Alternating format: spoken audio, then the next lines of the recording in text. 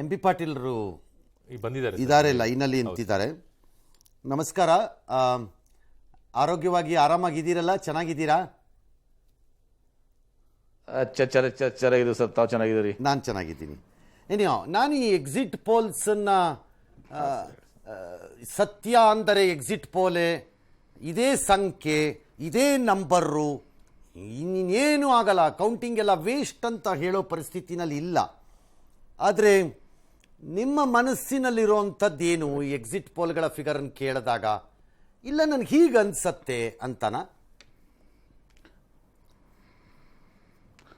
ನೋಡಿ, ಒಂದು ನಾವು ಇದನ್ನು ನಂಬಲಿಕ್ಕೆ ಸಾಧ್ಯ ಇಲ್ಲ. ಯಾಕಂದರೆ ತಾವು ತಗೊಳ್ಳಿ, ಲಾಸ್ಟ್ ಟೈಮು ಬಿ ಜೆ ಪಿಯವರು 303 ಸೀಟ್ಗಳನ್ನ ಗೆದ್ದಿದ್ರು ಬಿ ಜೆ ಪಿ. ಈಗ ಉತ್ತರ ಪ್ರದೇಶದಲ್ಲಿ ಕನಿಷ್ಠ ಪಕ್ಷ ಒಂದು 20 ಸೀಟ್ಗಳನ್ನ ಕಳ್ಕೊತಾರೆ, ಮಹಾರಾಷ್ಟ್ರದಲ್ಲಿ 15 ಸೀಟ್ ಕಳ್ಕೊತಾರೆ, ಕರ್ನಾಟಕದಲ್ಲಿ ಕನಿಷ್ಠ ಪಕ್ಷ ಅಂದರೆ 13 ಸೀಟ್ ಕಳ್ಕೊತಾರೆ. ಒಂದಿದ್ದು ನಾವು 14 ಮಿನಿಮಮ್ ಗೆಲ್ತೀವಿ.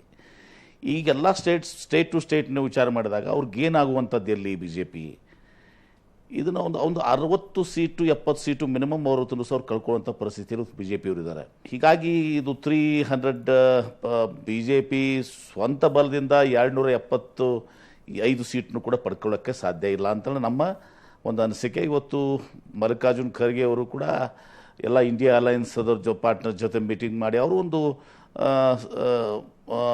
ಎಲ್ಲರ ಜೊತೆ ಚರ್ಚೆ ಮಾಡಿ ಏನೆಲ್ಲ ಆಗ್ಬೋದು ಅಂಥೇಳಿ ಇದು ಮಾಡಿದ್ದಾರೆ.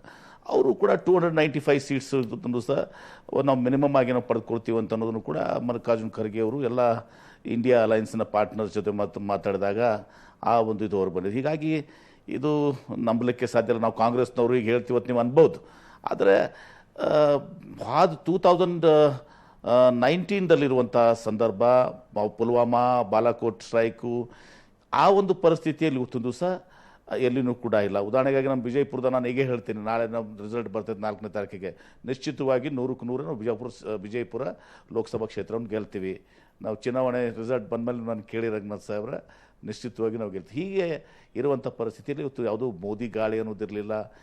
RSSನವರು ಕೂಡ ಇವತ್ತಿನ ದಿವಸ ಭಾಳ ಆ್ಯಕ್ಟಿವ್ ಆಗಿ ಇವತ್ತಿನ ದಿವಸ ಎಲ್ಲಿನೂ ಕೂಡ ಪ್ರಚಾರ ಮಾಡಿಲ್ಲ. ಮತ್ತು ಹೋದ ಚುನಾವಣೆಯಲ್ಲಿ ತಾವು ನೋಡ್ತಿದ್ರಿ, ಬೇರೆ ಬೇರೆ ದೇಶಗಳೆಲ್ಲ ಪ್ರಚಾರ ಆಗ್ತಾಯಿತ್ತು. America, UK, Australia, New Zealand, Dubai, Singapore ಎಲ್ಲಿನೂ ಕೂಡ ಇವತ್ತು ಈಗ ಆ ಮೋದಿಯವ್ರ ಪರವಾಗಿ ಒಲವಾಗಿ ಇವತ್ತು ದಿವಸ ಆ ಒಂದು NRI ಕಮ್ಯುನಿಟಿ ಕೂಡ ಇವತ್ತು ದಿವಸ ಪ್ರಚಾರ ಮಾಡಲಂಥ ಸಂದರ್ಭ ಈ ಸಲ ಇದೆ. ಹೀಗಾಗಿ ನಾವು ಇದನ್ನು ನಂಬಲಿಕ್ಕೆ ಸಾಧ್ಯ ಇಲ್ಲ. ಆದಾಗ್ಯೂ ನಾವು 4ನೇ ತಾರೀಕುವರೆಗೆ ವೇಟ್ ಮಾಡ್ತೀವಿ. ವೇಟ್ ಮಾಡಿದಾಗ ನಿಜಾಂಶ ಇವತ್ತು ದಿವಸ ಸತ್ಯಾಂಶ ಹೊರಗೆ ಬರ್ತದೆ. ಐ ಕಂಪ್ಲೀಟ್ಲಿ ಅಗ್ರಿ, ನಿಮ್ಮ ಭಾವನೆ ನಿಮ್ಮದೇ ಇದೆ. ಬಟ್ ಟ್ರೆಡಿಷನಲಿ ನನಗೆ ಅನಿಸೋದೇನು ಅಂದರೆ, ಭಾರತದಲ್ಲಿ ಕಳೆದ 3-4 ಚುನಾವಣೆಯಿಂದ ಅಟ್ಲೀಸ್ಟ್ ನಮ್ಮ ಎಕ್ಸಿಟ್ ಪೋಲ್ಗಳು ಒಂದು ಬೇಸ್ ಸೈಂಟಿಫಿಕ್ ಮೆಥಡ್ಸನ್ನು ಕಂಡುಹಿಡ್ಕೊಂಡಂಗೆ ಕಾಣಿಸ್ತಾ ಇದೆ. ನಾನು ಎಲ್ಲರ ಬಗ್ಗೆನೂ ಹೇಳ್ತಿಲ್ಲ, ಅಟ್ಲೀಸ್ಟ್ ಕೆಲವರ ವಿಚಾರದಲ್ಲಿ.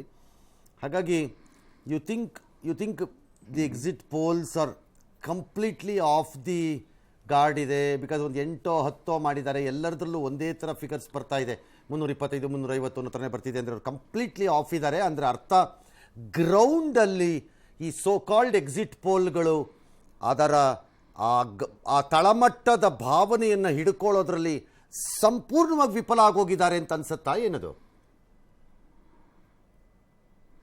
ನಿಜವಾಗ್ಲೂ ಹಾಗೆ ಅನಿಸುತ್ತೆ. ಇದನ್ನು ನೋಡಿದರೆ ಹಾಗೆ ಅನಿಸುತ್ತೆ. ಯಾಕಂದರೆ ಇವರು ಒಂದು ಸ್ಯಾಂಪಲ್ ಸೈಜನ್ನು ತೊಗೊಂಡಿರ್ತಾರೆ. Sample size will not reflect the entire ಇದು. ಅದು ಒಂದು ಜನರಲ್ ಆಗಿ ಇದನ್ನು ಕನ್ಸಿಡರ್ ಮಾಡಿರ್ತಾರೆ.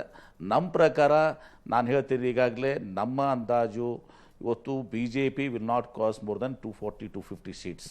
ಅವರು 250 ಒಳಗಡೆ ಇರ್ತಾರೆ. ಅಫ್ಕೋರ್ಸ್ ಇವರು ತೋರಿಸ್ತಾ ಇರೋದು NDA 300, 325, 340, 350 ತೋರಿಸ್ತಾ ಇದ್ದಾರೆ along with NDA. But BJP ಸ್ವಂತ ಬಲದಿಂದ ನನಗನ್ನಿಸುತ್ತೆ ಇವತ್ತು ಅವರು ತಮ್ಮ 275 ಮಾರ್ಕನ್ನು ದಾಟೋದಿಲ್ಲ. ಈಗ ಒಂದು ಲಾಸ್ಟ್ ಕ್ವೆಶ್ಚನ್ ತಗೋತೀನಿ. ಹೀಗಾಗಿ ಗ್ರೌಂಡ್ ರಿಲೇಟಿಂದ ಎಲ್ಲೋ ಒಂದು ಸತ್ತು ಮೇ ಬಿ ನಾನು ಲಾಸ್ಟ್ ತಗೋತೀನಿ ಈಗ. ಯಾಕಂದರೆ ಅಸೆಂಬ್ಲಿ ಚುನಾವಣೆ ನಡೆದಾಗ ಕರ್ನಾಟಕದಲ್ಲಿ ಅಟ್ಲೀಸ್ಟ್ ಎಲ್ಲರೂ ಅಲ್ಲದೆ ಇದ್ರೂ ಒಂದು 2-3 ಗುಡ್ ಸರ್ವೆಗಳಾಗಿದ್ದರಲ್ಲಿ ಕಾಂಗ್ರೆಸ್ಗೆ 120-125 ಈ ಲೆವೆಲ್ಸನ್ನು ತೋರಿಸಿದ್ರು. I don't think, do you believe ಆ ಸ್ಯಾಂಪ್ಲಿಂಗ್ ಮೆಥಡ್ಸನ್ನು ಚೇಂಜ್ ಮಾಡಿರ್ತಾರೆ ಅಂತ? ಯಾಕಂದರೆ it worked out for Congress ಇಲ್ಲಿ ಕರ್ನಾಟಕದಲ್ಲಿ. ಅದು ಹಾಗೆ ಆಯ್ತದು. ನಿಮಗೆ 130 ಚಿಲ್ಲರೆನೇ ಬಂತು, ಒಂದು 8 ಜಾಸ್ತಿನೇ ಬಂತದ್ದು ಆ್ಯಕ್ಚುಲಿ ಹೇಳಬೇಕು ಅಂತಂದರೆ. You think those sampling methods, because you are more of an educated intelligent academic fellow ಅನ್ನೋ ಕಾರಣಕ್ಕೆ ನಾನು ಈ ಪ್ರಶ್ನೆ ಕೇಳ್ತಾ ಇದ್ದೀನಿ. ಪ್ಯೂರ್ ಪಾಲಿಟಿಷಿಯನ್ ಅಂತ ಅಲ್ಲ.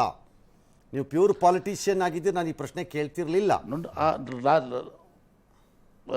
ಇಲ್ಲ ರಂಗನಾಥ್ಜಿ, ಲಾಸ್ಟ್ ಟೈಮು ಅಸೆಂಬ್ಲಿ ಚುನಾವಣೆಯಲ್ಲಿ ಬಹುತೇಕ ಜನರದ್ದು ಎಲ್ಲರದ್ದು ಏನಿತ್ತು, ಹಂಗೆ ಅಸೆಂಬ್ಲಿ ಆಗ್ತದೆ. ಆಮೇಲೆ ಇನ್ನೂ ಕೆಲವೊಂದು ಭಾಳಷ್ಟು ಚಾನೆಲ್ಗಳನ್ನ, ಬಹುತೇಕ ಚಾನೆಲ್ಗಳ್ಸ್ ಏನು ಹೇಳಿದ್ದು, ಕಾಂಗ್ರೆಸ್ ವಿಲ್ ಫೀಲ್ ಶಾರ್ಟ್, 108 ಬರ್ಬೋದು, 10 ಬರ್ಬೋದು, 5-10 ಶಾರ್ಟ್ ಬೀಳ್ತದೆ ಅನ್ನೋದು ಎಲ್ಲರದು ಕೂಡ ಇತ್ತು. ಒಂದೆರಡು ಚಾನಲ್ಸ್ ಬಿಟ್ಟರೆ ತಾವು ಹೇಳಿದ ಹಾಗೆ ಎಲ್ಲರದು ಕೂಡ ಅದು ಅದು ಅದು ಸತ್ಯ ಆಗಲಿಲ್ಲ. 135, 136 ಸೀಟನ್ನು ಪಡ್ಕೊಂಡ್ವಿ.